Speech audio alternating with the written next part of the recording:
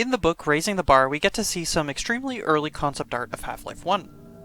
This art focuses on several levels, one of which is titled Mission 1 Episode 1, which is not to be confused with E1M1 from Half-Life Alyx's development.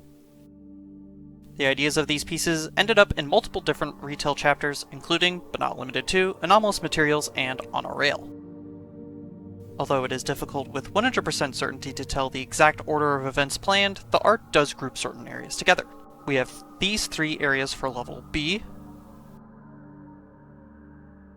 these 3 areas for floor B,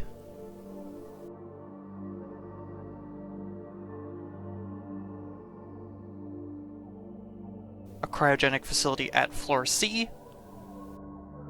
Finally, there are these 2 ungrouped areas, the first being a specimen tank room near the planned lab, and a control rod cooling tank with related control room.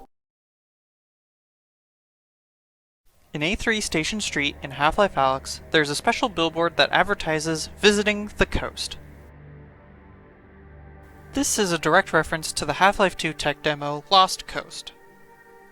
The 2 sea rocks on the bottom right is where you start the demo, and the monastery on the left-hand cliff is what you eventually reach. It's even possible to see where you can step out on the balcony right before entering the building. Besides the difference in water level, there are a handful of other differences, mostly noticeable when comparing the ad with roughly the same spot in the actual Lost Coast map. This includes a new set of ruins on the shoreline in front of where St. Olga is. As well, the stone pathway up is missing, and there is land or islands in the distance. In A3 Station Street in Half-Life Alyx, you might find this poster of canned cheese. The Cyrillic on the ad translates to Cheese Dream. This is a reference to a line said by the rebels in Half-Life 2, should you interact with them. Sometimes I dream about cheese. In Half-Life 2 Episode 2, the Borealis seen in Dr. Mossman's transmission is actually a 3D model in a full 3D space. You can no-clip to it.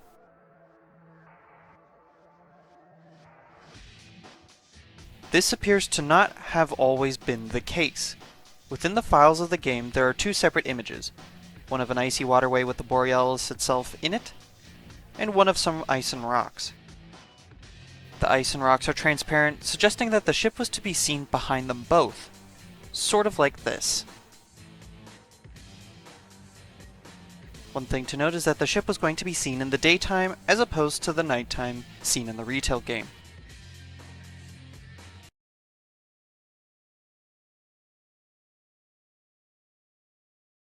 Left 4 Dead rotates through a number of videos for the background of the main menu.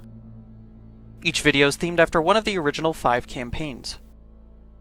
On the video for Dark Carnival, you might spot something a bit creepy in the bottom center.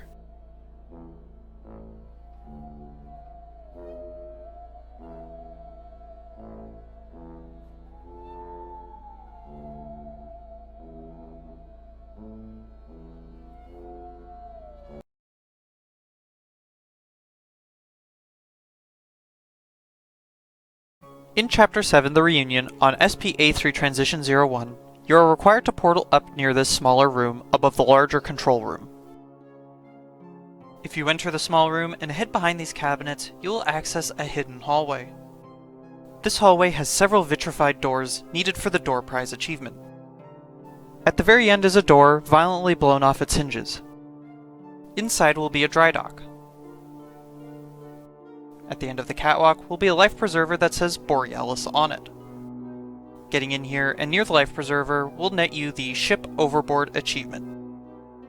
The aforementioned Borealis is the same ship seen during Dr. Mossman's broadcast in Half-Life 2 Episode 2. It's the Borealis! Good God. Incredible!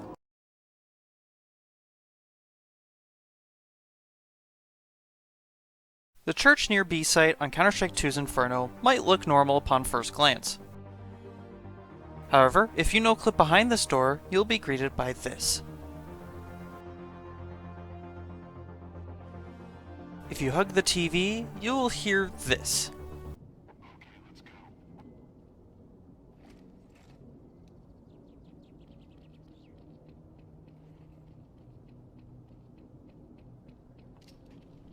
bombs on the ground here.